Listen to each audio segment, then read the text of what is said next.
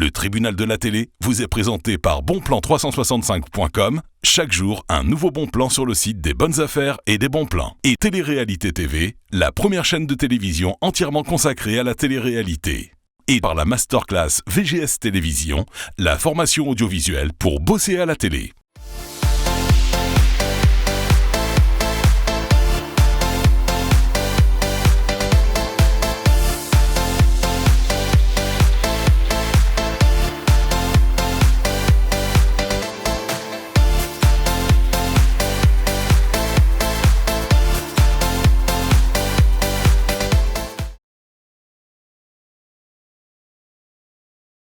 Eh oui, bonsoir, on se retrouve. Vous êtes bien sur People 24, l'émission de la joie et la bonne humeur, le tribunal de la télé. Vous le savez, c'est du lundi au vendredi à 19h55 avec une rediffusion à 23h ainsi qu'à 7h30 et le lendemain matin à 12h30. Alors bien évidemment, nous sommes dans une période assez particulière, vous le savez, avec ce confinement. Dans un premier temps, on a suspendu effectivement le tournage des émissions pendant plusieurs dates, mais on s'est dit que notre mission première, c'était également de vous divertir pendant cette période un petit peu complexe. Quoi qu'il en soit, on vous souhaite beaucoup de courage, restez chez vous, prenez soin de vos proches et cette période que l'on vit tous, on le sait, va profondément changer la société, changer nos manières de fonctionner. Mais nous, on a décidé de ne pas changer sur le fait de vous divertir. Et vous le savez, sur People 24, nous avions comme ça pris l'habitude de vous faire découvrir de nouveaux visages. Et ils sont là, fidèles au poste, en mode confinement. Et je vais vous les présenter immédiatement. Tout d'abord, elle est là, notre amie Aniki. Comment ça va aujourd'hui, Aniki? Ça va super bien. Je suis vraiment contente de retrouver l'équipe. Franchement, ça me manquait beaucoup. Je suis très heureuse de vous avoir là. Je vous fais plein de bisous, plein de bisous. Eh bien, écoutez, Aniki, on est ravis également de vous retrouver. Elle est là également, notre amie Marie-Ève. Comment ça va, Marie-Ève, aujourd'hui? Ça va très bien, merci, Kevin. Ça va. Confinée seule, mais ça va. Merci. Bon, mais écoutez, la chose importante, c'est d'être confiné, proche de sa famille par la pensée, mais d'être confiné et de respecter les consignes. Elle est là également, c'est notre amie Rachida. Comment ça va, Rachida? Ça va un petit peu, mais pas trop, parce que les rencontres, sont arrêtées. Donc, pour moi, c'est un petit peu difficile quand même. Mais je suis ravie d'être là parmi vous, ça me fait très plaisir. Vous m'intriguez sur le type de rencontre, là, mais bon, je la reconnais bien là, un peu chippie. Il est là, de retour également, c'est notre ami Vincent Moncelli. Comment ça va, Vincent, aujourd'hui? Ça va, ça fait très bizarre de ne pas applaudir. Par contre, je vous avoue, ça change. Non, par contre, ce que je voulais dire, c'est que c'est vrai qu'il y a plusieurs personnes pendant le confinement qui se retrouvent seules. Ça tombe bien parce que maintenant, à cause des animaux qui sont abandonnés dans les SPA et il y en a trop, sachez que maintenant, vous pouvez adopter un animal. Donc voilà, si jamais vous vous sentez vraiment trop seul, vous n'êtes pas obligé d'être seul et surtout, appelez vos conjoints et vos familles. Ça fait du bien. Écoutez, c'est une bonne initiative, Vincent. D'ailleurs, on affiche immédiatement le numéro de la SPA si vous souhaitez adopter des animaux. Elle est là, on la voit en extérieur. C'est notre amie Sabrina. Alors Sabrina, attention parce je crois qu'il y a beaucoup de vent autour de vous et du coup, on vous voit souvent à l'écran. Comment ça va, Sabrina? Mais ça va très bien et vous? En même temps, ça fait longtemps que vous ne m'avez pas vu, donc si ça peut vous faire un peu de bien. On apprécie vous voir. Vous êtes où exactement, Sabrina? Alors, je suis à Limoux, dans le sud de la France. J'ai rejoint ma petite maman. Je ne peux pas la laisser seule. D'accord, et bien voilà une décision sage. Mais attention, il faut se déplacer avec précaution. Encore une fois, restez chez vous. Et enfin, notre amie Laïla Bacha. Laïla, comment ça va? Ça va très bien, manque de vie sociale, donc ça fait du bien de retrouver l'équipe. On est confinés à la maison, mais je suis avec mon petit bout de chou et mon mari, donc on passe vraiment beaucoup de temps en famille et ça nous permet aussi de nous retrouver. Bon, écoutez, moi je vous adresse encore une fois à beaucoup de bonheur, beaucoup de sympathie et immédiatement on va s'occuper de nos amis téléspectateurs parce qu'on va parler vraiment de beaucoup de choses aujourd'hui. Immédiatement un petit jingle et on se retrouve.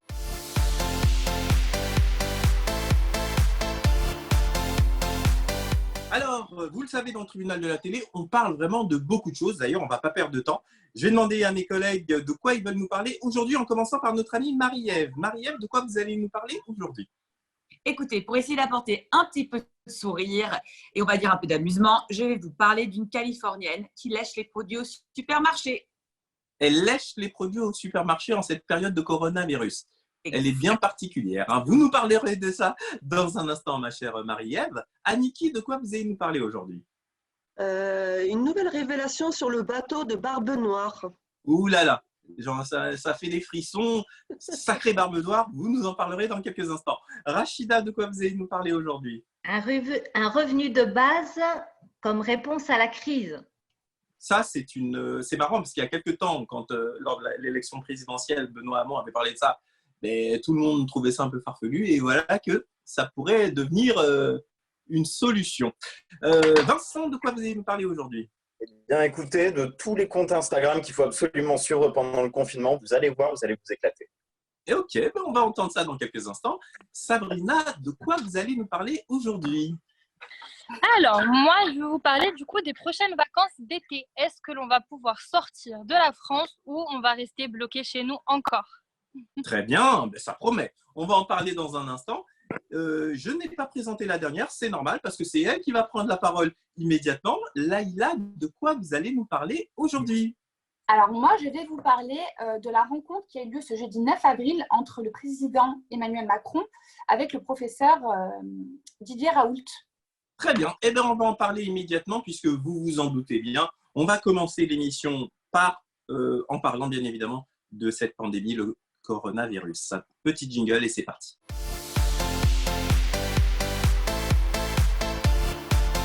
On est là fidèle au poste dans le tribunal de la télé, mais on ne pouvait pas démarrer l'émission sans bien évidemment faire le point sur le coronavirus. Nous, on est là pour vous divertir, mais bien évidemment qu'avec cette pandémie mondiale, on se doit également d'en parler. Alors, j'ai pensé qu'une des manières les plus simples d'aborder ce sujet au travers de notre émission, c'est de savoir comment est-ce que le vivent chacun de nos chroniqueurs, comment ça se passe pour eux, comment est-ce qu'ils ont appréhendé cette maladie, qu'est-ce qu'ils pensent du traitement politique, qu'est-ce qu'ils pensent des solutions proposées, comme notamment le protocole du professeur Raoult. Eh bien, chacun à votre tour, je voudrais vraiment vous entendre et avoir votre point de vue. Je vais commencer par vous, Marie-Ève. Écoutez, la situation est évidemment compliquée pour tout le monde. Si j'ai bien une ligne directrice de vie, c'est que j'essaye d'être positive, de faire un maximum de choses, de lire, de me cultiver. Et je me suis même mise aux vidéos humoristiques, pour tout vous dire, voilà, sur mon Instagram et mon Facebook. Ça me permet d'écrire et de jouer, puisque je suis comédienne, comme vous le savez.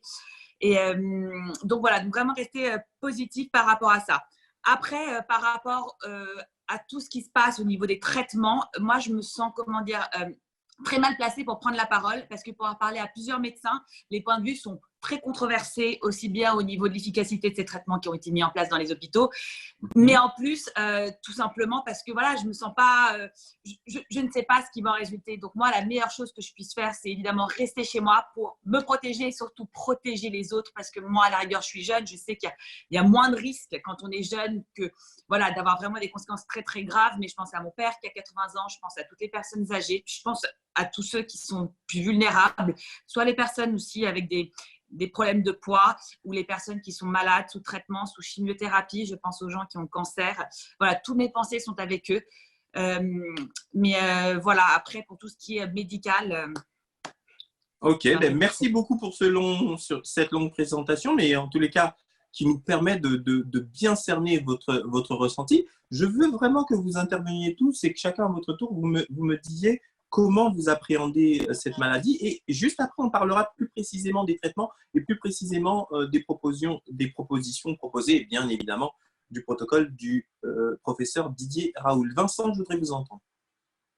Écoutez, ce confinement, on fait ce qu'on peut, hein, mais bon, c'est plutôt quelque chose de bien. Ce qui est pas mal, c'est qu'on peut se rapprocher de sa famille, de profiter de tout le monde. Ça, c'est l'un des points positifs. Je vous avoue que moi qui aime bien m'intéresser à toutes les infos et à toutes les news, j'ai un petit peu coupé la télé.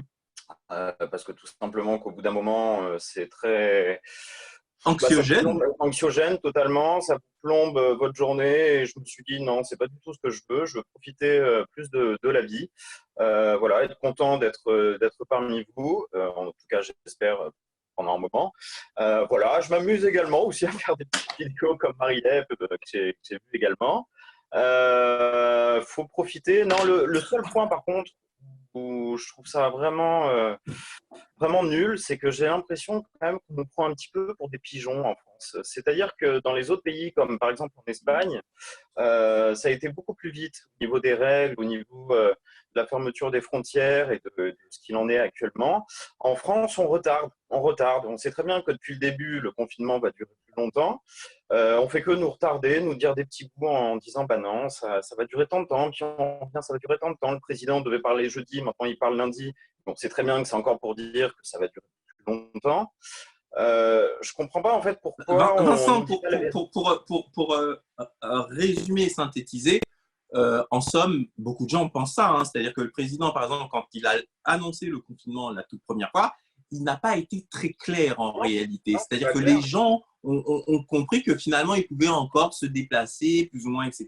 Et qu'effectivement, le Premier ministre, le lendemain, a dû employer, lui, le terme clairement confinement et en indiquant cette interdiction de sortir. Vincent, je vais vous repasser la parole, mais si vous le permettez, je veux vraiment entendre tout le monde un petit peu. Et ensuite, on va vraiment débattre et vous allez pouvoir tous parler. Aniki, je voudrais savoir également comment est-ce que vous vivez cette période. J'essaye de ne pas devenir dingue, forcément, comme tout le monde. Mais bon, je veux dire quoi, j'ai de la chance. Après, moi, je fais du sport tous les jours. J'ai mes enfants, j'en ai 3, donc forcément, ça m'occupe énormément. Il y a la bouffe, enfin la nourriture, mais des épicuriens. Donc, ça occupe. Et puis, le ménage aussi. Hein. Donc, comme ça, je fais tout le calcul des calories brûlées et c'est bon. Là, hein. Je crois que je vais revenir sur les plateaux, je vais être toute grumps, hein, toute maigre. Là. Mais c'est marrant parce qu'effectivement, pendant cette période, on se découvre certaines choses et certaines passions également. Moi, je conseille aux gens de profiter de cette période pour se former, pour le dire, pour faire des choses dont on ne pensait pas faire. Mais là, on a vraiment le temps. Rachida, en ce qui vous concerne, comment vous vivez cette période ? Eh bien, mal, parce que il y a quelque temps, les infirmiers étaient dans la rue. Parce qu'ils réclamaient des moyens pendant des mois et des mois. Il y en a qui ont jeté leur blouse blanche. Et voilà où on en est, à force de ne pas les écouter. Voilà. On avait les masques, on les avait en 2011, on avait les masques FFP2.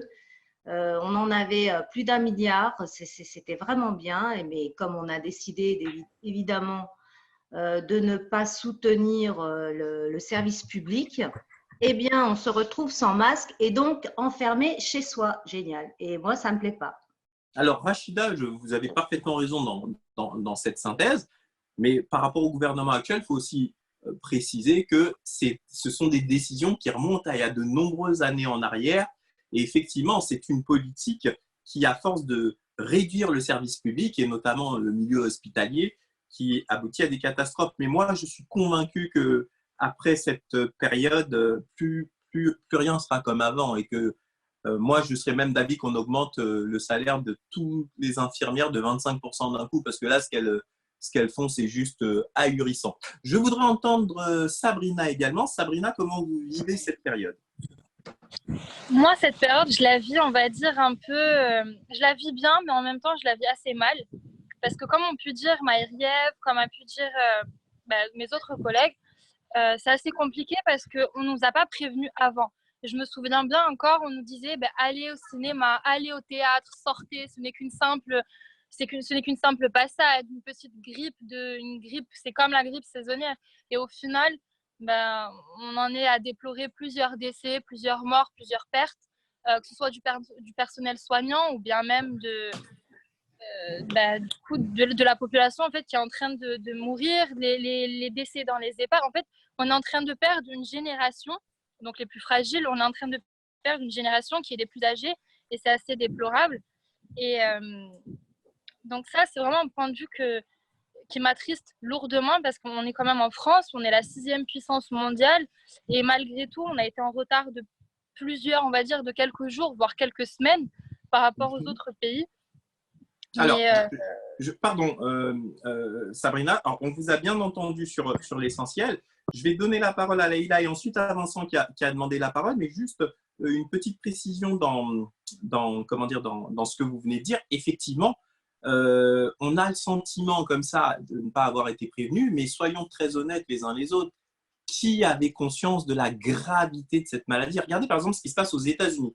Le président Trump, il prenait ça comme ça à la rigolade. Les résultats, ça va peut-être lui faire perdre les élections présidentielles parce que maintenant, le peuple américain est en train de se retourner contre lui en lui disant « Attendez, vous nous avez laissé entendre que c'était une simple grippette, etc. » Et au final, c'est beaucoup plus ravageur et beaucoup plus dangereux que ça. Ouais. Donc, croyez-moi que lui, il avait vraiment envie d'être réélu. Et si même le président des États-Unis pensait que c'était une simple grippette, c'est que, croyez-moi, beaucoup d'autres personnes ont pu aussi se tromper. Moi, je suis assez indulgent sur cette partie-là, mais par contre, le fait qu'il n'y ait pas de masque, alors que depuis le mois de décembre, on sait très bien ce qui allait arriver, enfin, depuis le mois, pas de décembre, mais en tous les cas, janvier, on savait très bien ce qui allait arriver. On aurait pu déjà commander les masques depuis le mois de janvier. La réalité, c'est que les commandes, elles sont arrivées en mars. Et ça, effectivement, c'est inadmissible. Alors, je redonne la parole à Vincent, parce que tout à l'heure, je l'ai interrompu. Et ensuite, Leïla, qui n'a pas encore pris la parole. C'est totalement inadmissible, je suis d'accord avec vous. Après, vous dites tous que ce sont les personnes âgées qui décèdent. Il faut savoir que non, plus maintenant. Il y a également des jeunes aussi qui sont très fragiles. Donc, il faut pas non plus mettre toutes les personnes âgées. Au niveau des masques, c'est totalement dingue. Ça fait un moment qu'on en parle. Puis c'est même assez triste parce que moi, par exemple, j'ai ma voisine d'immeuble qui a sa nièce qui travaille à l'hôpital. Vous voyez, on lui a pété sa voiture, qui est infirmière. En fait, on lui a pété sa voiture pour carrément lui piquer ses masques. Donc c'est vrai que c'est quand même fou, quoi. On est de temps en temps dans un monde où les gens en fait qui vous aident, qui vous protègent, et au final, ils sont attaqués pour des masques aussi. Donc, Trump, c'est inadmissible. Trump, c'est totalement inadmissible. Et Trump, c'est vraiment fou parce que il vous dit mettez vos masques, mais au final, lui, il dit qu'il n'en mettra pas. Je trouve que c'est une très très bonne image. Et aujourd'hui, j'ai même vu un article où il y a quelque temps, ce monsieur en plein coronavirus a signé un papier comme quoi il voulait partir sur la Lune pour creuser un petit peu et pour voir ce qu'il y avait là-bas. Bon, je pense qu'il y a autre chose à penser que la Lune actuellement. On a totalement un président qui s'en fiche de tout, qui vraiment qui respecte pas son pays. Donc c'est vrai que c'est assez décevant. Vu le nombre de morts qu'il y a désormais aux États-Unis, puisque vous le savez, c'est le premier pays en termes de nombre de cas de coronavirus, et sachant comment est la couverture santé aux États-Unis, croyez-moi, ça va être très difficile pour lui l'élection face à Joe Biden, qui avait un côté un peu plus compassionnel. Alors, on a gardé Leïla pour la fin. Pourquoi ? Parce qu'un peu avant qu'on interrompe les émissions, Leïla, vous étiez totalement paniquée par ce coronavirus. On s'en était rendu compte pendant les émissions. Comment vivez-vous cette période ? Écoutez, moi, pour vous dire la vérité, je sors très, très, très peu. Je garde quand même une petite balade quotidienne avec mon bébé et mon mari et mon petit chien.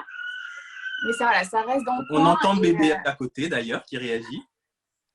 Non, mais il n'y a pas de souci, on est en mode confinement. Il a besoin de donner son avis. Le bébé a le droit de donner son avis. Donc, voilà, moi, c'est vrai que je suis très, très craintive par rapport à mon père, comme je vous dis, qui est très âgé. Maintenant, le confinement, c'est ce qui est assez compliqué, enfin frustrant, je dirais, c'est de ne pas voir ses proches. On les voit en caméra, en appel visio, donc c'est pas pareil. On a quand même besoin de ce lien affectif qui nous manque beaucoup. Maintenant, après, je pense qu'aussi pour les préserver, il faut voir le positif, en fait, que pour les préserver et les protéger, il faut prendre sur nous le temps qu'il faudra, même si c'est vrai que je rejoins un peu mes collègues sur le fait que ça n'a pas été anticipé. Je pense qu'il n'y a pas des mesures qui ont été prises assez rapidement par rapport à d'autres pays. On fait ce qu'on peut pour les protéger. Donc, je me suis découvert une nouvelle passion pour la nourriture. Donc, je mange beaucoup. Je grignote. Mais sinon, à part ça, je le vis plutôt bien parce que je passe quand même pas mal de temps avec mon mari et mon bébé. Et je pense que c'est aussi important de profiter de ces moments-là. Il faut voir le bon côté des choses. Ok, écoutez, en tous les cas, comme on le disait tout à l'heure, ça nous permet aussi tous de nous redécouvrir d'une certaine manière. Immédiatement, on va passer un petit jingle. Et juste après, je voudrais qu'on parle du cas du professeur Raoul et de son protocole. Je voudrais vous entendre. Et je vais vous poser une question un peu piège, mais je voudrais que vous répondiez tous avec honnêteté. C'est parti.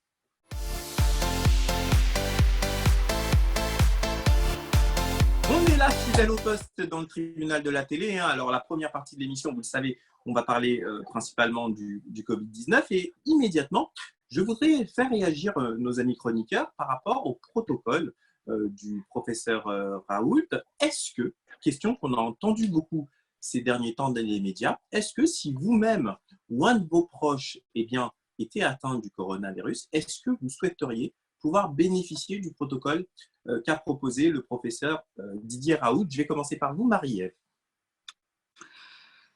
Oh là là, c'est une question plus que compliquée. Effectivement, comme je vous le disais, n'étant pas médecin moi-même, c'est compliqué. Je pense que oui. Je pense que oui. Je suis en général pour, tout dépend des cas, mais pour tester de nouveaux protocoles face à un… En fait, je pense qu'il y a deux choses quand même. Étant jeune, je ne suis pas sûre de vouloir tester, mais pour une personne âgée dont la vie est plus en danger, parce que pour répondre à ce que Vincent disait, effectivement, quand on est jeune, on a moins de chances d'en mourir, employons les termes, mais qu'une personne âgée, je pense que moi non, mais pour une personne âgée, oui, je lui recommanderais. Voilà. D'accord. Je voudrais tous vous entendre et ensuite je vous dirai également ce que j'en pense. Vincent, est-ce que vous-même, ce protocole du professeur Didier Raoult, si vous-même ou un de vos proches était atteint, vous l'utiliseriez? Moi, ça serait l'inverse de Marie-Ève, parce que tout simplement, on sait qu'avec ce protocole, il peut y avoir des problèmes de risque cardiaque. Donc, moi, personnellement, je le prendrais plutôt que de le conseiller à mes parents. Bon, maintenant, c'est moi. Il y a des tests qui sont en cours. On attend les résultats qui vont arriver très prochainement. Donc, je pense qu'il ne faut pas trop non plus s'emballer. Faut attendre de voir comment ça se passe. Bon, moi, j'ai déjà un ami qui l'a eu. Bon, ça s'est très bien passé pour lui, il s'en est sorti. Bon, il n'a pas été aux urgences ou quoi, mais je pense qu'il faut attendre encore un peu de voir vraiment ces résultats qui vont arriver et après d'appliquer. Il ne faut pas faire non plus n'importe quoi. Maintenant, comme dit Marie-Ève, je ne suis pas médecin. Je ne peux pas vous dire ce qu'il faut ou ce qu'il ne faut pas, mais je pense qu'il faut vraiment attendre ces résultats. Voilà. Ok, merci beaucoup Vincent pour ce point de vue. Je voudrais entendre Sabrina. Sabrina, vous-même ou un de vos proches qui aurait le coronavirus, est-ce que vous souhaiteriez qu'il bénéficie de ce traitement? Je le rappelle, il est à base de, que je ne dise pas de bêtises, de azithromycine et de l'hydroxychloroquine. Voilà, je voulais être très précis sur ce protocole. En fait, dans tous les cas, on ne peut pas prendre ce traitement sans avoir fait un électrocardiogramme au préalable. Donc, si en faisant cet électrocardiogramme, il n'y a aucun risque que ce soit pour moi ou par exemple pour ma mère, je ne serai en aucun cas contre l'idée si ça peut l'aider. Et en fait, si par exemple pour moi, les jeunes, on a moins de chances de contracter des symptômes qui sont très puissants. Oui, mais attention Sabrina, parce que certes, on a moins de chance, mais moi, je vais dire quelque chose, c'est hyper égoïste. Parce que les jeunes, une fois qu'ils sortent, forcément, ils rencontrent leurs parents. Les parents rencontrent les parents, et donc ça remonte jusqu'aux grands-parents. Donc, c'est assez égoïste. Et comme le disait à juste titre Vincent tout à l'heure, effectivement, au départ, on s'est rendu compte que, principalement, bien sûr, il y a beaucoup de personnes âgées qui meurent, mais on a vu qu'il y a aussi des jeunes qui passent. Donc, il y a ce côté un petit peu égoïste, Sabrina. Qu'est-ce que vous en pensez? Sabrina, vous avez oublié de remettre le micro.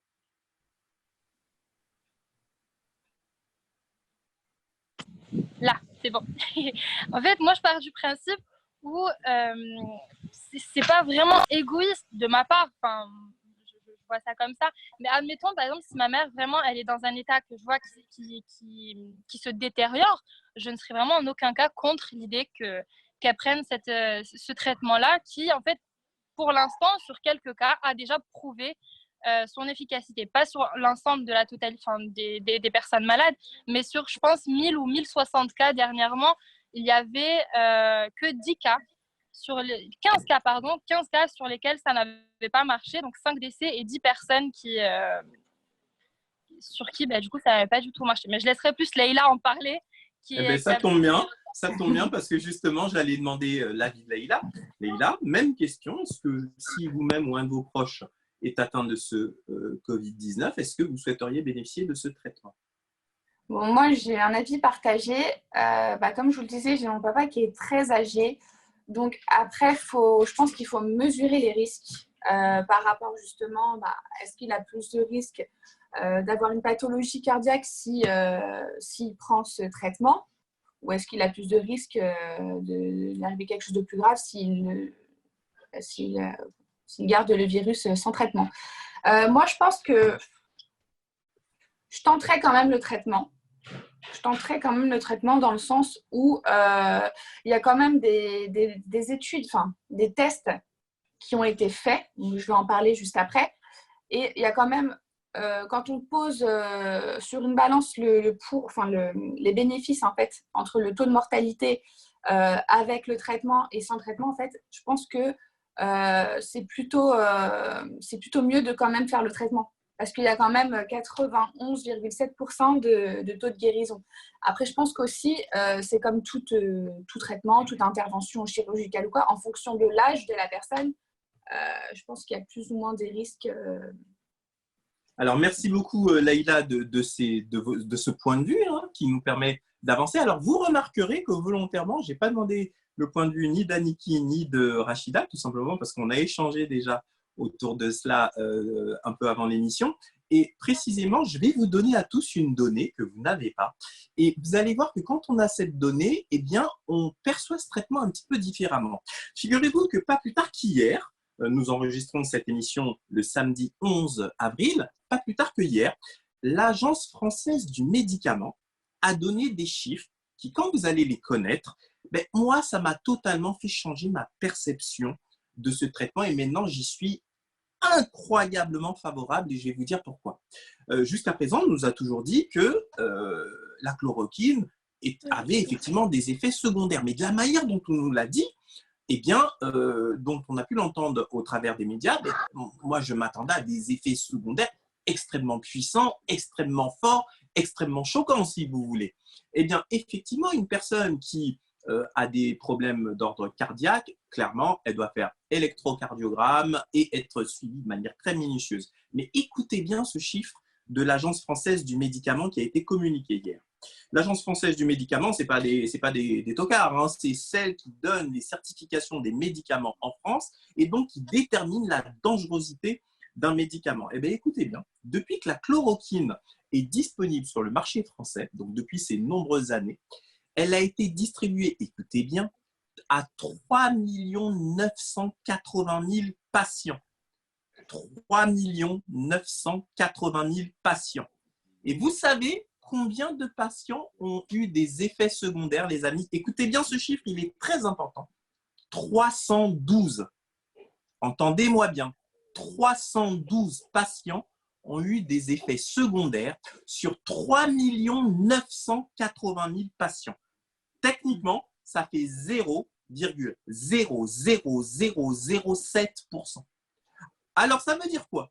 Ça veut dire qu'en réalité, donné le traitement du professeur Raoul, au mieux, ça guérit. Au pire, c'est un effet placebo. C'est-à-dire qu'en réalité, le risque, comme l'a dit le professeur Raoul dans une de ses interviews, où il a dit « mais les gens sont devenus fous avec la chloroquine ». Lui, il travaille dessus depuis 40 ans. Il nous dit que les effets secondaires sont extrêmement mineurs. Jusqu'à présent, comme sa parole est en doute, on pouvait ne pas le croire. Hier, officiellement, l'Agence française du médicament a dit que sur 3 980 000 patients, il n'y a eu que 312 cas. Attention, ce n'est pas 312 personnes qui sont mortes, c'est 312 personnes qui ont eu un effet secondaire. Et parmi elles, je crois qu'il y a eu moins de 5 cas très, très, très graves, voyez-vous. Donc, à l'aube de ce nouveau chiffre, je repose la question à Marie-Ève. Est-ce que, sachant ça, c'est un traitement que vous seriez prête à assumer pour le coup? Oui, non, mais effectivement, d'autant plus que la chloroquine, en fait, c'est quelque chose qui est donné à beaucoup de voyageurs pour lutter contre certaines maladies exotiques. C'est un médicament qui est très commun, en fait, pour d'autres raisons. Oui, bien sûr que je foncerais si j'étais malade. C'est juste que j'ai du mal, je crois, à me projeter dans le moment parce que Dieu soit loué, et je touche du bois, je suis en bonne santé, mes proches également. Mais oui, bien sûr qu'il faut le tester et surtout les effets secondaires sont minimes et que plein de gens en prennent tout le temps quand ils voyagent. Ce qui a été mon cas, ce qui est le cas de mon père, voilà. Non, oui, tout à fait. Non, à fond. Merci beaucoup, Marie-Ève. Rachida, je voudrais vous entendre également. Entre rien et un espoir, je choisis l'espoir, les amis. Bien sûr. Ok, c'est dit. Aniki également. Aniki, j'aimerais vous entendre. Vous, en plus, vous travaillez plus ou moins dans le secteur médical, hein, à courir entre deux avions dans la société pharmaceutique dans laquelle vous travaillez. Quel est votre point de vue? Le point de vue, le Médoc, il a fonctionné, hein, certes, et c'est vrai que je ne vois pas pourquoi en France on serait les derniers, et puis surtout que tout soit retiré en pharmacie. Enfin, je trouve que c'est du n'importe quoi. On dirait que ça cherche peut-être à battre un record, ou je sais pas, c'est illogique. La France, le gouvernement français est illogique. Voilà, je ne sais pas si quelqu'un peut le dire, mais je trouve que c'est complètement inadmissible. Donc la chance, on en a une. Elle n'est pas le miracle non plus, mais elle aide. Elle l'aide et elle en soigne. D'ailleurs, c'est un produit que j'avais déjà pris pour partir en Thaïlande, ou comme c'était pour l'Afrique. Oui, j'avais eu quelques effets secondaires, une petite diarrhée, un peu la tête qui tourne, un peu mal, mais bon, rien de grave, quoi. Et puis, ça protégeait du paludisme. Donc, non, mais très clairement, effectivement, c'est le sujet de base, hein, Vincent. À savoir, est-ce que les effets secondaires sont plus importants est-ce que le mal est plus important est-ce que les effets secondaires sont plus importants que le mal? Là, avec ce chiffre de l'Agence française du médicament, Vincent, c'est quand même difficile de contester. Oui, là j'avoue, ça me donne plus envie. J'avoue, je n'avais pas ces chiffres-là. Donc, oui, forcément, oui, dans ces cas-là, oui. Ok, alors, je repose la question également à Sabrina. Voilà. Moi, du coup, pareil, hein, en ayant ces chiffres-là, mais j'y cours même. Bon, j'espère ne jamais l'avoir, hein, mais si, en partant des chiffres que vous avez donnés, mais bien sûr, mais même sans y réfléchir. Moi, okay. Avec les chiffres que j'ai entendus, je réfléchirai même pas. Vous vous rendez compte? C'est-à-dire que depuis des semaines, on nous dit que ce médicament a des effets secondaires terrifiques et on apprend, de par l'Agence française du médicament, ça a été donné 3900 fois et qu'il y a eu 312 cas qui ont eu des effets secondaires. Mais c'est se foutre de la gueule du monde, excusez-moi de dire ça. Parce que, comme le dit le professeur Didier Raoult, plus c'est donné tôt, et c'est quand on est au début de la maladie qu'on doit prendre ce protocole. Parce que dès qu'on a les circonstances les plus graves, il n'est plus efficace du tout. Hein. Mais à mon avis, le président Macron qui vient d'aller voir le professeur Didier Raoult, à mon avis, lors de son intervention de lundi, devrait débloquer la situation parce que le fait d'être allé le voir, je pense que c'est quand même un message politique. On a terminé sur ce sujet-là. Est-ce que quelqu'un voudrait rajouter quelque chose sur ce sujet ou on passe au sujet suivant, les amis? Je vous regarde tous. OK, Marie-Ève. OK, Marie-Ève, on vous écoute. Je voulais juste rebondir sur ce que Vincent a dit, les choses absolument horribles qu'on a pu voir aujourd'hui concernant les infirmiers.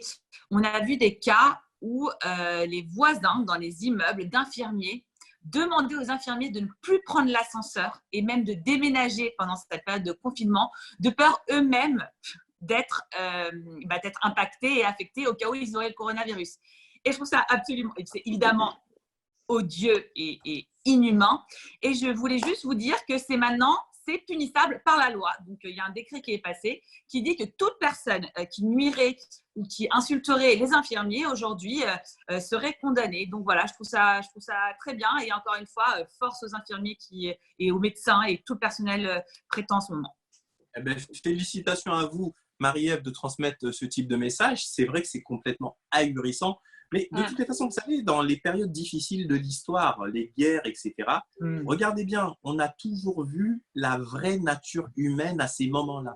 Vous avez des gens qui vont dénoncer des juifs pendant la Seconde Guerre mondiale, alors que c'était monsieur et madame tout le monde qui était complètement normal. Et pendant la guerre, boum, la nature humaine se révèle. Vincent, vous voulez rajouter quelque chose? Vous savez, Kevin, c'est pas mal ce que vous dites. Actuellement, je suis en train de regarder la saison 9 de Walking Dead sur Netflix et j'ai l'impression d'être totalement, mais dans le même délire, la même chose. C'est exactement la même chose. Chacun pense à lui et à sa peau et on se retrouve dans la même chose, dans la même série. Enfin voilà, si vous connaissez pas Walking Dead, je vous promets, regardez-le. On a vraiment l'impression que c'est le même topo. Bon, il n'y a pas des morts vivants, bien évidemment, mais comme vous dites, chacun pense à sa peau et il ne faut pas sortir, il faut se protéger.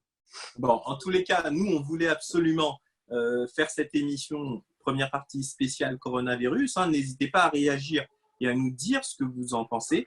Et immédiatement après la pub, on va démarrer la deuxième partie de l'émission. Je vous dis à tout de suite, vous êtes bien dans le tribunal de la télé.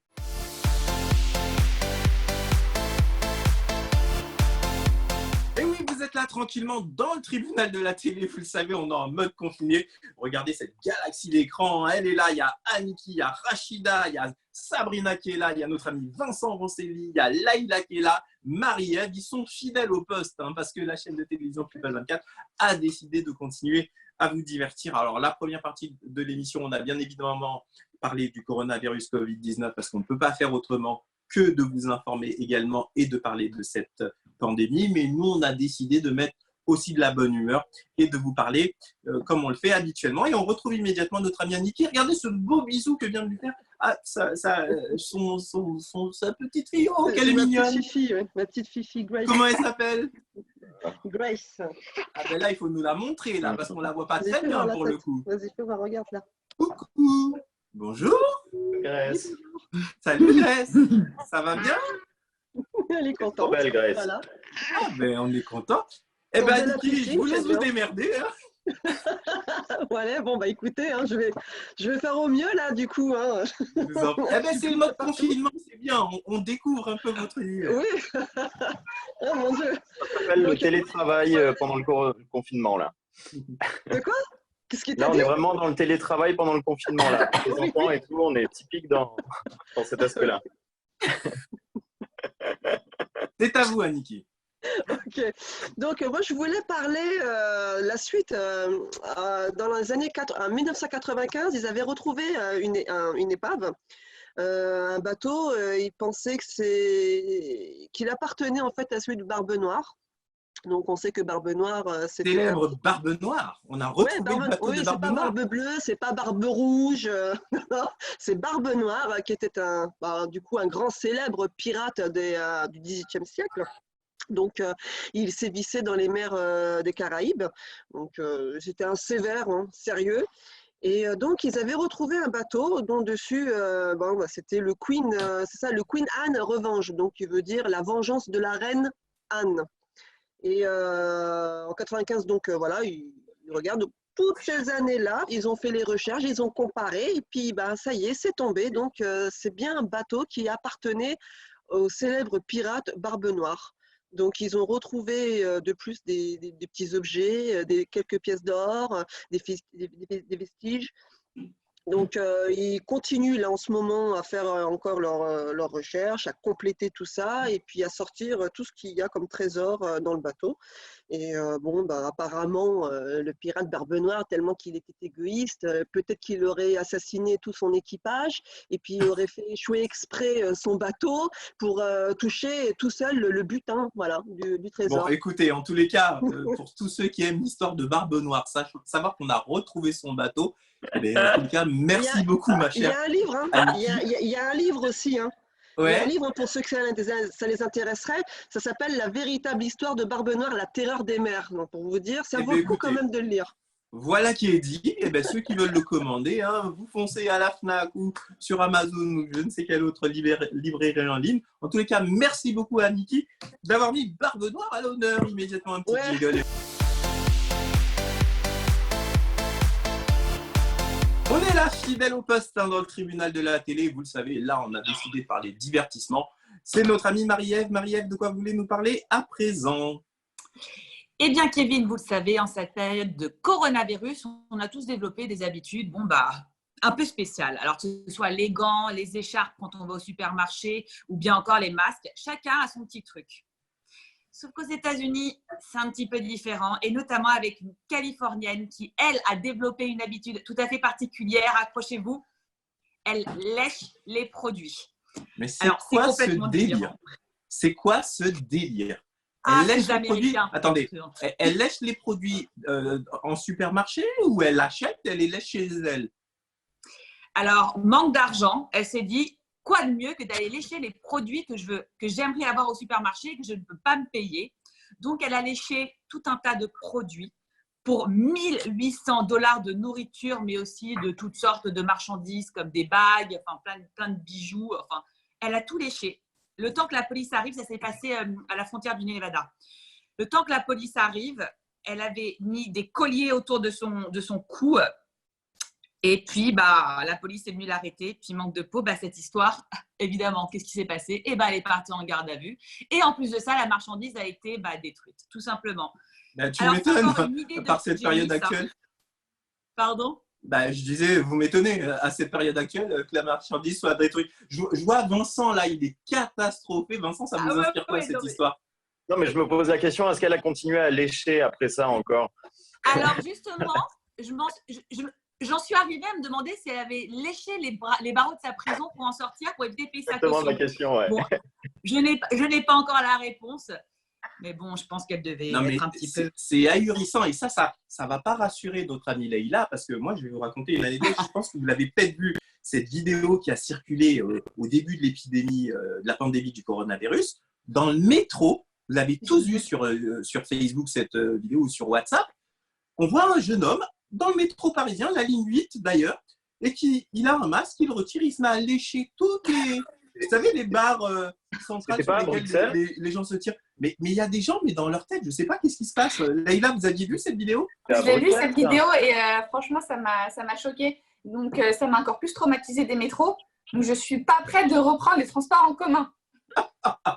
Oh mon Dieu. Je vois Rachida qui en peut plus. Rachida, et vous l'aviez vu cette vidéo? Oui, mais Kevin, c'est juste une méthode pour marquer son territoire. Oui, ouais, et je fais comme les chats. Sabrina, vous aussi, c'est ça? Vous allez marquer votre territoire en l'échouinant comme ça les parties communes? Non, pas du tout. Alors moi, dans le métro, dès que j'ai su qu'il y avait le virus, mais je crois que j'ai fait… mes cuisses, elles sont devenues tellement puissantes, mais je touchais plus à rien. Je faisais vraiment du ski dans le métro. Je n'y arrivais plus. Impossible. Sabrina, vous pensez pas si bien dire. Moi, je vais vous parler de mon cas personnel, mais même si je ne le fais pas souvent, moi, je n'arrive plus dès que je suis à l'extérieur, tu sais, moi, je l'avoue, je suis un peu hypocondriaque. Dès que je suis à l'extérieur, j'ai l'impression d'étouffer. Je suis confiné, mais confiné, je ne vous raconte pas comment. Je n'arrive plus carrément à mettre le nez dehors. Là, ça fait quoi, 3 semaines que j'avais fait mes courses. Et là, je les ai refait hier, sauf que non, je me les suis fait livrer. C'est fini. Et le livreur, il est venu, il a mis toutes les courses devant. J'en ai acheté pour 3 semaines. Et je lui ai dit bonjour et au revoir par téléphone. Il a laissé, il est reparti. Ah non, mais moi, c'est un truc de fou. Donc, quand je vois ces situations-là, je me dis, on a vraiment changé d'époque. Et vous l'avez peut-être vu, Marie-Ève, cette vidéo, et Vincent, dans des chercheurs japonais, écoutez bien, qui ont fait parler 2 personnes l'une en face de l'autre, mais je précise en laboratoire, et on s'est aperçu que le Covid-19 reste dans l'air pendant 20 heures. J'ai bien dit pendant 20 heures. Alors, les grosses gouttelettes, quand on postillonne, effectivement, elles tombent rapidement au sol, mais en laboratoire, j'insiste sur le terme en laboratoire, ça veut dire que ce n'est pas dans les conditions habituelles de vie, d'accord? Mais le simple fait de savoir qu'il reste 20 heures en l'air, moi, je suis désolé, ça m'a travaillé, parce que ça veut dire que quand on fait ses courses, pour peu qu'il y ait quelqu'un qui est passé à une caisse, qui a éternué et qui était à temps, ça laisse entendre que ce microbe, ce virus, il est peut-être encore présent un petit peu. Donc moi, je vais vous faire sourire. J'ai commandé en Chine, là, récemment, parce que malheureusement, quand on commande sur Amazon ou des sites comme Cdiscount, il y a 2-3 mois de délai. J'ai commandé la visière, j'ai commandé des masques. Et moi, maintenant, quand je vais sortir dehors, j'avoue que tant qu'on n'aura pas trouvé une solution fiable, ça sera assez compliqué. Je vois notre amie Leïla avec son petit sourire en coin. Mon attitude, à mon avis, elle doit trouver ça un peu excessif. Leïla? Oui et non, en pardon, fait. Leïla, c'était Rachida, je m'excuse. C'était Rachida qui avait ce sourire en coin. Mais non, mais Kevin, vous commandez en Chine, mais vous vous rendez compte le temps que ça arrive chez vous déjà, ce sera terminé. Mais ma chère Rachida, allez commander des masques FFP2 en France. Et il les commande aussi en Chine. Donc, que ce soit des commandes gouvernementales ou régionales qui sont réservées aux infirmiers, je suis désolé, moi en tant que particulier, j'ai aussi envie d'avoir des masques FFP2. Je pense que c'est un sentiment humain. Qu'est-ce que vous en pensez, Leïla, cette fois-ci? Ouais, moi je suis d'accord avec vous quand même, parce que surtout qu'on sait que le virus, il peut rester dans l'air. Comme vous dites, il suffit qu'on passe à un moment. Quand on ouvre les fenêtres, il n'y a plus rien du tout. Il est extrêmement léger. C'est pour ça qu'il faut beaucoup aérer les appartements quand vous rentrez, que vous avez fait des courses, parce qu'en fait, il se barre tout de suite. En revanche, il faut se laver les mains, mais vraiment tout le temps, tout le temps, tout le temps. Dès que vous touchez une surface, quelle qu'elle soit, il faut se laver les mains à outrance. Ma chère Marie-Ève, pour terminer sur ce débat. Tout à fait, tout à fait. L'aération, c'est très, très important. Et surtout, moi, ce qui me fascine dans notre conversation, c'est que ça m'a rappelé qu'au début, on disait que le virus ne pouvait pas être dans l'air. Il y a beaucoup de gens dans les informations, même des médecins qui ont dit que le virus ne pouvait pas être dans l'air. Et ce qui est aussi intéressant, c'est de voir l'évolution de l'information au fil du temps. C'est évident, enfin, moi, et pour Dieu sait que je ne suis pas médecin, mais ça me paraît évident que le virus est dans l'air, puisque quand on parle, on postillonne ou n'importe quoi qui reste dans l'air. Mais en fait, ce qui est drôle, juste, c'est de voir l'évolution de l'information aussi. Et Kevin, vous me donnerez l'adresse du site. Je vais commander le masque, moi aussi. Mais moi, pour ne rien vous cacher, il y a sur cette histoire de virus en l'air, alors attention, encore une fois, c'est dans des conditions de laboratoire. Dès qu'on est à l'extérieur, il ne reste pas en l'air. Quand on est dans un magasin, ça peut aller. Mais moi, pour ne rien vous cacher, c'est la distance de sécurité qui ne me semble pas assez importante. Vous savez, on nous dit dans les trucs barrières, 1 mètre. Je ne sais pas si vous avez vu, en Suisse, c'est 2 mètres. Vous voyez? Ici, c'est 1 mètre. Vincent, vous vouliez rajouter quelque chose? Juste pour vous dire, mon cher Kevin, il y a des tutos aussi sur Internet pour faire vos propres masques qui existent aussi. Et ce qui est pas mal aussi, les couches pour enfants, vous pouvez également les utiliser, ça vous protège aussi. On n'est pas obligé de commander jusqu'en Chine, mon cher Kevin. Mais ça, c'est astucieux, mon cher ami. On a un petit atelier couture sur Internet. Et attention, mon cher Vincent, parce que très bien également. Quand vous dites les couches ou faire soi-même son masque, j'insiste, ce n'est pas des FFP2. Ce sont des masques qui, effectivement, si vous avez le coronavirus, pour ne pas le transmettre à autrui. Mais si en face de vous, il y a une personne qui l'a, si vous mettez les masques en tissu qu'on nous propose, Vincent, vous voulez rajouter quelque chose? Après aussi, Kevin, bon, c'est vrai qu'on est en pleine période de coronavirus, mais il n'y a pas que le coronavirus. Par exemple, on peut attraper une gastro, on est d'accord. Sans quoi que ce soit. On peut, quand il y a les voitures, on peut respirer la pollution, ce qui va nous faire des problèmes au poumon. Il y a plein d'autres problèmes, en fait. Là, on est en période de coronavirus, mais après le coronavirus, il y aura autre chose. Il faut juste faire attention à ce qu'on fait, quoi. Voilà. Tout à fait. Et se laver les mains tout le temps. Sur ce sujet-là, on va mettre un point final parce qu'effectivement, on était sur la deuxième partie de l'émission, on voulait partir vers le divertissement et on est quand même revenu sur le coronavirus. Immédiatement, un petit jingle et on continue. Vous êtes bien dans le tribunal de la télé.